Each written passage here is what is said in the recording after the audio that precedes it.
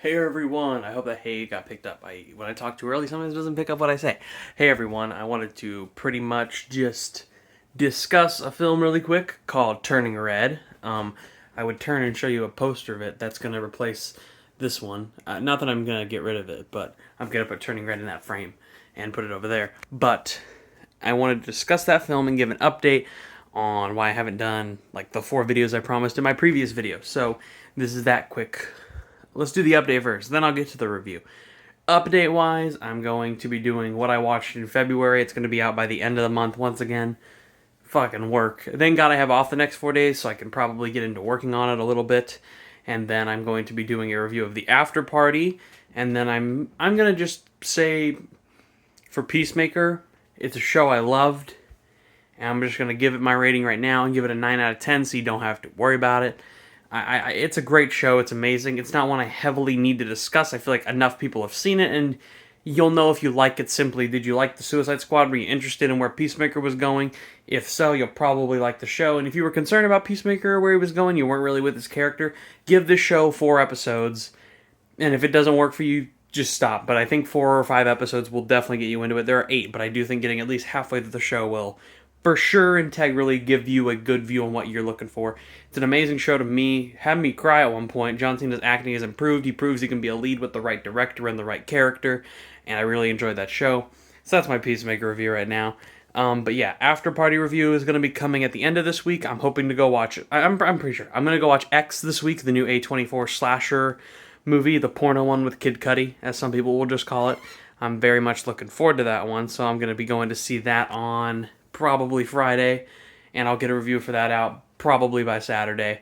And then, yeah, what I watched in February. So the hope for this month is to get a review for The After Party, X, The Lost City, and what I watched in February. Those are my hope. 4 videos for the month, along with this update and a little Peacemaker review here. And now, let me review Turning Red.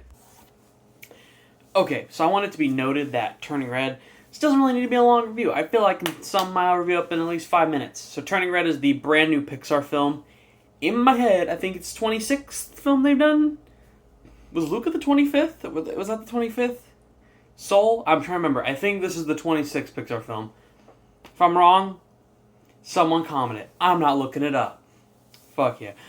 Turning Red is this new Pixar film from director Domi Chi, who, of course, directed the Oscar-winning Pixar short film Bao that played before The Incredibles 2 if you saw it in theaters. If you have not seen it and experienced it, please do check it out on Disney+. It is an adorable, funny, and kind of sad and great metaphorical story from her, and this one is definitely having that energy.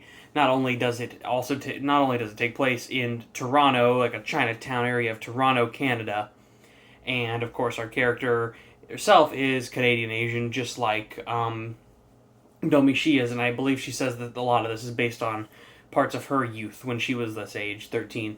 And it follows the character of Mei Mei, who is pretty much into boy bands, into music. She likes gyrating. And, she's just a teen and going through it. And by the age of 13, suddenly, anytime her emotions go out of whack, whether it's sad, angry, excitement, she turns into a red panda, which is looked at as a minor inconvenience to the age for a time, but there is a way to get rid of it, and a giant backstory to it all, and this film is awesome. This film is fucking awesome. I've already seen it 3 times, and I've watched key scenes just on Secret Moments. It's only been out for like a weekend, and I love it so much. I was very concerned. I was like, the trailers look good, but is the hyperactiveness, this crazy paced film going to eventually get annoying? Never did. I'm surprised it never did. I was really expecting some of the characters to be obnoxious. And they are obnoxious, but they're likably obnoxious. They work. And it almost feels like they work because it's totally basing it off an anime style, this overly energetic, hyper-pop looking animation, which is very different from Pixar. So not only does it have the budget, the great look of a Pixar movie in its animation, it also has that quick hyper-pop vibrancy that, say, a Hotel Transylvania or even some of the pacing in the Lego movies would have when it comes to the humor and everything. And I found it just so emotional and rich. I love the voice acting. I love all the characters. The Friends, the first time I watched it, Genuinely, I almost cried like 3 times. I was like, holy shit, I need more friends like this. This is a great friendship. They're all so great together, but they're all unique and stand out. You have like the more emo one in Prima, you have the energetic, crazy one like Abby, and then you have the more calm, average, smart one like Miriam, and then you have Maymay, who's sort of a mixture of all three, but she's also this girl who's has a very controllable parent. And this film, like Encanto in a very similar way, has no villain. It is simply a film that you within yourself make your own villain, and maybe like a relative or family member is like in control of it. It involves imposter syndrome, feeling like you're not good enough, but being able to express yourself. You need to express yourself, and it's about just being you. And deep down with the panda being a thing, that's the big story that Mei Mei learns to cope with. Does she actually like the side of her, or does she not like it? How is that going to make her mother feel? She's very controlling, and her mother was controlling of her. Sort of a Crazy Rich Asians story. There's literally a sequence where me and my friends watching were like, Crazy Rich Asians! I thought it was a little comparison. I almost had to have been a nod. It felt like it. And it's so good. It's emotional. It's funny. It's unique. The animation is great. The boy band songs are great that are written by Phineas and Billie Eilish, of course. I think everyone knows who they are. And they're written by them, and I believe Phineas also plays one of the boy band members of Four Town. And Four Town, it's a hilarious running joke.